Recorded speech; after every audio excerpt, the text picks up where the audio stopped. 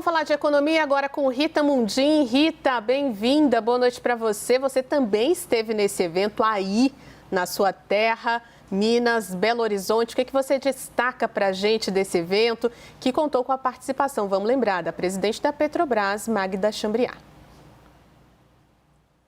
Ju, boa noite. Foi um evento fantástico, assim como a gente já teve o primeiro ciclo, que foi a mineração.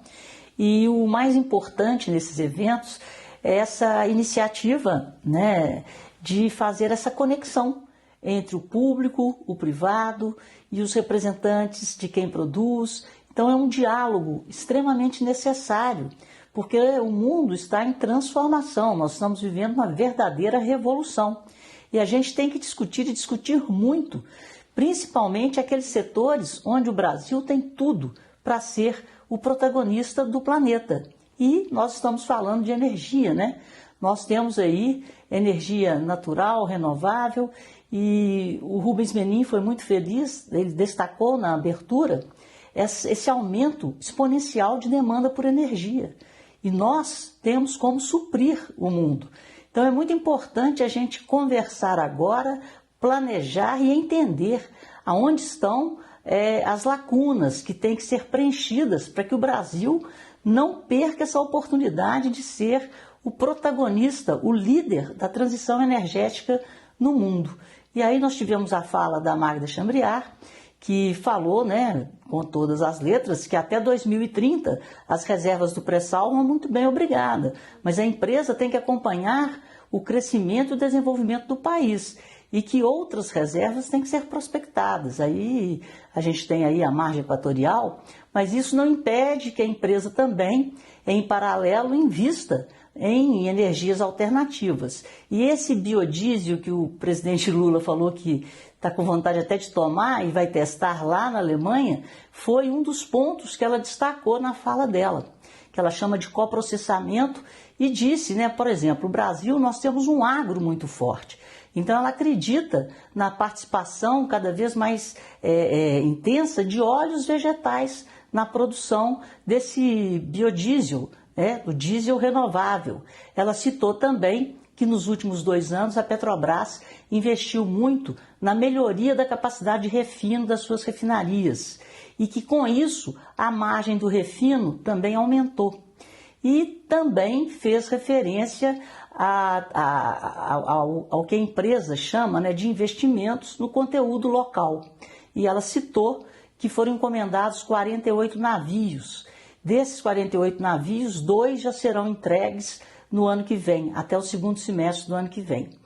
Bom, resumo da ópera. Depois tivemos painéis extremamente qualificados, com representantes do setor, dos mais diversos, né, dentro da cadeia da energia.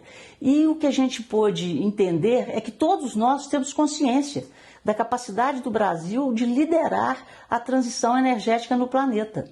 Mas é preciso investir em governança, é preciso investir na regulação, na fiscalização, para que a gente saia, né, dessa ciranda onde você tem muita energia de qualidade, energia renovável, mas você não consegue fazer com que na ponta final essa energia chegue com uma conta barata para o consumidor. E isso pode fazer toda a diferença, porque a base da produção você precisa de energia. E o Brasil pode ser muito atrativo para empresas de tecnologia, né? Mas a gente precisa de entregar um ambiente, né, em que as empresas confiem que esse desenvolvimento vai acontecer em um ambiente propício à iniciativa privada. Então, é necessário que a gente tenha transparência em fazer com que essas informações cheguem da melhor forma possível a todos na cadeia e que a gente enxergue a evolução na cadeia de energia do Brasil. Rita, outro assunto, o segundo é dia, Boletim Focus. O que você destaca para a gente dessas projeções do mercado sobre a economia brasileira?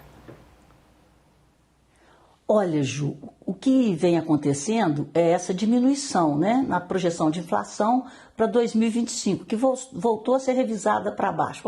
mixaria, mas foi, de 4,46 para 4,45.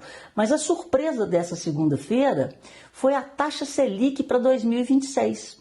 A taxa Selic de 2026 saiu de 12,25 para 12.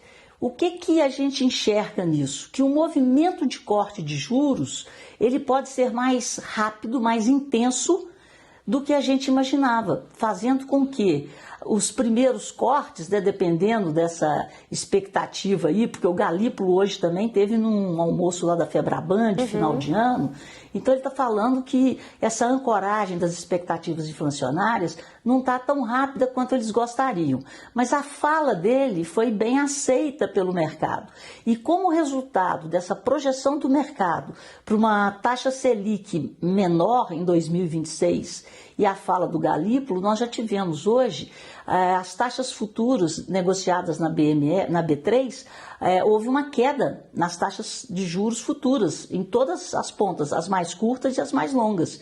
Então já está havendo aí um certo entendimento do mercado de que a partir do ano que vem o corte de juros virá e que ele será talvez mais intenso do que a gente imaginava, o que é bom, traz um alívio mais rápido para o setor produtivo. E só terminando, por falar em corte de juros, nos Estados Unidos, depois de muita polêmica, muita divisão entre os membros do Federal Reserve, já está havendo de novo um consenso de que os juros deverão ser cortados sim na próxima reunião de dezembro, o que também trouxe um alívio para as bolsas de lá. É isso para todo mundo, né? Rita, obrigada pelas informações. Até amanhã. Boa noite. Tchau, tchau.